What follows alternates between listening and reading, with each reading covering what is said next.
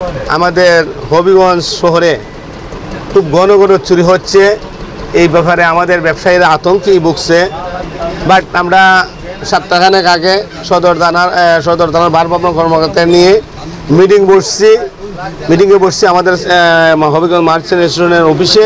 পাশাপাশি আমরা হবিগঞ্জের যত নাইট গার্ড আছে যারা রাত্রে পাহারায় নিয়োজিত থাকে তাদেরকে নিয়ে আমরা ওসি সাহেবকে নিয়ে আমরা ব্রিফিং দিছি এবং আমরা সবসময় পুলিশ প্রশাসনের দাবি জানাই আসছি যাতে আমাদের এই শহরে সামনে একটা ঈদ, আমাদের মুসলমানদের সর্বোচ্চ বড় একটা উৎসব ঈদুল আজহা, সেই উপলক্ষে যাতে আমাদের শহরে চুরি ডাকাতি ছিনতাই বা আমাদের ব্যবসায়িক যানবাহন নিরাপত্তার সাথেই আমাদের সেদিনে মিটিংটা ছিল। সদর থানার ভারপ্রাপ্ত কর্মকর্তা ছিলেন, আমাদের পুলিশের সদ্রবাজার পুলিশ ফাঁড়ির একজন অফিসার ছিলেন।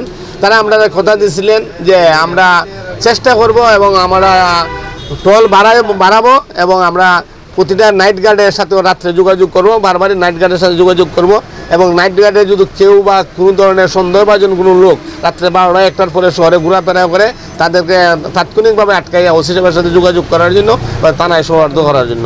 তারপরে যেহেতু আজকে আবার এইরকম একটা চুরি সংগঠিত হয়েছে রাত্রে উপরে টিন কাটে, তা আমি প্রশাসনের কাছে আমি হবিগঞ্জ মার্চেন্ট রেস্টুরেন্টের পক্ষ থেকে জোর দাবি জানাবো যে প্রশাসন যাতে আরও এই দিকে রাত্রের দিকে টহলটা বাড়াইয়ে দেয় পুলিশ প্রশাসন।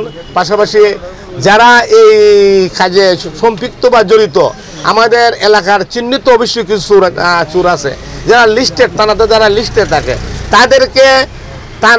তাদেরকে ধরে বর্তমানে কারা জড়িত আছে তাদেরকে ধরলেই কিন্তু তথ্যটা বাড়িয়ে আসবো।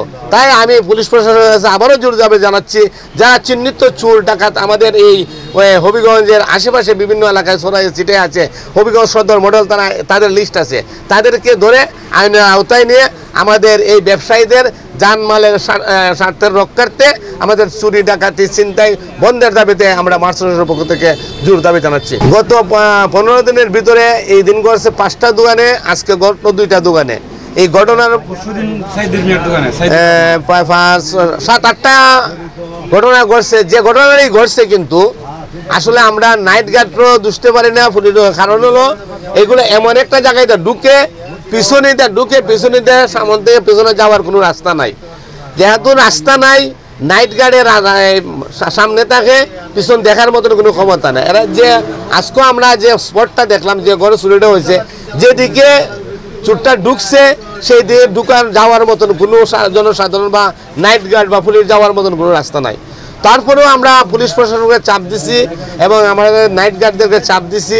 এই পর্যন্ত মনে হয় চিহ্নিত যে লিস্টেড কয়েকজন 4-5জন চোরকে ধরা হয়েছে। ওসি সাহেব নিজে বলছে উনি 4 জনের মতন ধরছে, আরও ধরবো আমাদেরকে আশ্বস্ত করছে। না, আমরা বর্তমানে যে আমাদের সদর থানার ভারপ্রাপ্ত কর্মকর্তা উনি আন্তরিকতার সাথে কাজ করছেন এবং উনি আমাদেরকে যথেষ্ট সহযোগিতা করছেন।